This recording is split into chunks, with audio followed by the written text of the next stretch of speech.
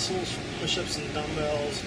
Roach was 13 or 14, tall and skinny fat and mean as a hammer coming down on your thumb.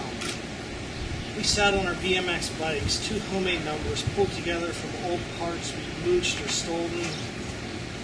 Mr. Ronaldo wore tennis clothes, white socks, a headband. He was 50 with curly gray hair and freckled skin. His grass was green, his shrubs always trimmed. Our grass was brown, our shrubs shrubby. He waved, we waved back. He held a shovel the size of a large hand. He turned the soil and dug small holes.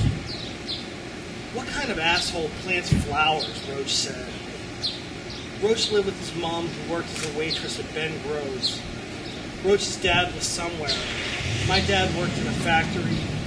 My mom believed in church 3 times a week, that God would open up the sky and show his believers heaven. Roach didn't go to church. Church was for assholes. Heaven was for assholes.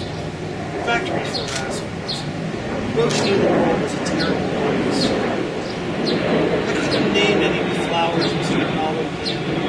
He worked a good job, I think, underpaid him, beautiful lawn and hobbies I didn't understand. We had dandelions in our yard. We had a weeping willow that strangled our septic tank and leaked shit everywhere. Roach had pine trees cracked from a tornado and crooked. We watched Mr. Ronaldo longer than we should have. Roach said, "Let's get the fuck out of here." So we did, turning away from anything that needed care. One night, Roach stabbed me in the eye with a spoon. One night, he goaded me to drink icy lights until I puked. So I wore an eye patch. So I hugged the toilet with my face. I can call whatever I want love whenever I want to. Mr. Ronaldo dropped dead in his yard, drinking a bottle of Coke after he cut his green grass diagonally.